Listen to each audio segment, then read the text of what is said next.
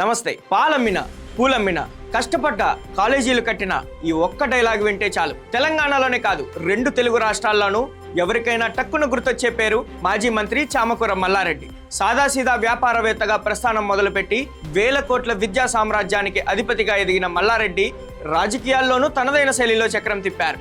తెలుగుదేశం పార్టీతో రాజకీయ అరంగేట్రం చేసి తొలి ప్రయత్నంలోనే మల్కాజ్గిరి వంటి అతిపెద్ద లోక్సభ స్థానం నుండి ఎంపీగా గెలిచిన రికార్డు ఆయన సొంతం.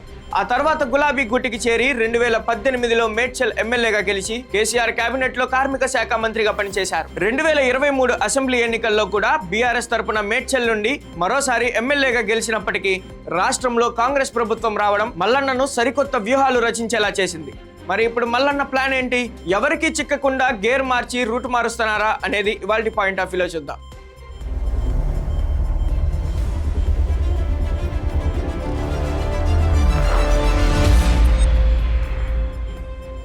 తెలంగాణలో కాంగ్రెస్ పార్టీ అధికారంలోకి వచ్చిన తర్వాత మల్లారెడ్డికి ఇబ్బందిగా మారింది. సీఎం రేవంత్ రెడ్డితో గతంలో ఉన్న రాజకీయ వైరం ఇప్పుడు ఆయనకు శాపంగా మారిందనే ప్రచారం జరుగుతోంది. మల్లారెడ్డికి చెందిన విద్యా సంస్థలు, మెడికల్ కాలేజీలు, హాస్పిటల్స్ భూములపై వరుస విచారణలు, కూల్చివేతలు, నోటీసులు రావడంతో ఆయన న్యూ స్ట్రాటజీ అమలు చేస్తున్నారని భావిస్తున్నారు. ఒక దశలో తన అల్లుడు మర్రి రాజశేఖర్ రెడ్డితో కలిసి కాంగ్రెస్ లోకి వెళ్లేందుకు గట్టి ప్రయత్నాలే చేసినప్పటికీ స్థానిక సమీకరణాల వల్ల అది సాధ్యపడలేదు. దీంతో కేవలం రాజకీయాల కోసమే తన విద్యా సామ్రాజ్యాన్ని రిస్క్ లో పెట్టలేననే భావనతో గత కొన్ని నెలలుగా బీఆర్ఎస్ పార్టీ అధికారిక కార్యక్రమాలకు, నిరసనలకు ఆయన పూర్తిగా దూరంగా ఉంటున్నారు. బీఆర్ఎస్ పార్టీకి కొంచెం దూరంగా ఉంటున్నా, అందుకే నన్నందరూ మర్చిపోతున్నారు అంటూ జూలై 5న మేడ్చల్లో జరిగిన ఒక ఆత్మీయ సమావేశంలో మల్లారెడ్డి స్వయంగా చేసిన కామెంట్స్ ఆయన అసంతృప్తికి, పార్టీ మారాలనే ఆలోచనలకు ప్రత్యక్ష సాక్ష్యంగా నిలుస్తున్నాయి. మల్లారెడ్డి చూపు ఇప్పుడు స్పష్టంగా కాషాయ పార్టీ వైపు మళ్లిందనే ప్రచారం జోరుగా సాగుతుంది. ఇటీవల ఆయన కోడలు ప్రీతి రెడ్డి నేరుగా తెలంగాణ బీజేపీ రాష్ట్ర కార్యాలయాన్ని సందర్శించడం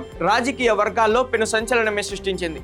It is my responsibility to invite by order, by category, by protocol. ప్రతి ఒక్కరికి నేను ఇన్విటేషన్ ఇవ్వాలి. ఇప్పుడు నా ఇంట్లో ఏదైనా ఈవెంట్ అయితే ప్రతి ఒక్కరికి పిలుస్తా కదా. ఇది కూడా నా క్యాంపస్ అంటే నా ఇన్లే, తెలంగాణ అంటే నా రాష్ట్రమే, హైదరాబాద్ అంటే అది కూడా నా సిటీనే. నేను వెళ్ళి ప్రతి ఒక్కరికి ఇట్లాంటి క్యాంపస్ తెలంగాణలో కానీ హైదరాబాద్లో కానీ ఫస్ట్ టైం ఉంది.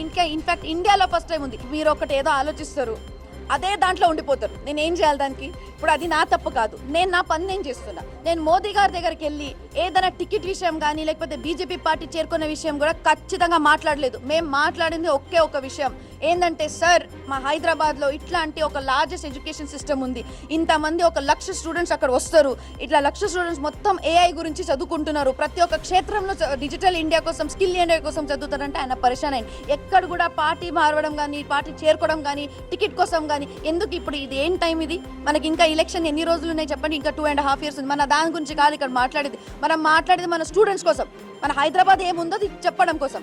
సో దానికి ఆయన ఇన్వైట్ చేయాలండి. పెద్ద మంచి ప్రైమ్ మినిస్టర్ గారు వస్తారంటే వద్దంటారా చెప్పండి? అది ఏ పార్టీకి సంబంధం లేదు. ఇది నా ఎడ్యుకేషన్లో, మా క్యాంపస్లో మోదీ గారికి ఇన్వైట్ చేయడం అంటే it is my dream come true. నాకే కాదు, ఎవరికన్నా సరే. ఆమె బీజేపీలో చేరబోతున్నారనే వార్తలు గుప్పుమన్నాయి. అయితే ఈ విమర్శలపై మల్లారెడ్డి తనదైన శైలిలో స్పందించారు. మల్లారెడ్డి యూనివర్సిటీలో నూతనంగా నిర్మిస్తున్న ఏఐ క్యాంపస్ ప్రారంభోత్సవానికి ప్రధానమంత్రి నరేంద్ర మోదీని ఆహ్వానించే ప్రయత్నాల్లో భాగంగానే బీజేపీ నేతలను కలిశామని, అంతకు మించి రాజకీయ ప్రాధాన్యత లేదని ఆయన సమర్థించుకునే ప్రయత్నం కూడా చేశారు. కానీ ఢిల్లీ వేదికగా మల్లారెడ్డి కుటుంబ సభ్యులు ఇప్పటికే బీజేపీ జాతీయ పెద్దలతో చర్చలు జరిపినట్లు సమాచారం. తన వ్యాపారాలకు జాతీయ స్థాయిలో రక్షణ కల్పించడంతో పాటు భవిష్యత్తులో తన కుటుంబానికి రాజకీయ భరోసా ఇస్తే బీజేపీ గూటికి చేరేందుకు మల్లన్న రోడ్ మ్యాప్ సిద్ధం చేసుకున్నట్లు విశ్వసనీయ వర్గాల సమాచారం. తెలంగాణలో కాంగ్రెస్ ప్రభుత్వ ఒత్తిళ్లను తట్టుకుంటూనే మల్లారెడ్డి తన విద్యా వ్యాపారాన్ని పొరుగు రాష్ట్రమైన ఆంధ్రప్రదేశ్ కు విస్తరిస్తున్నారు.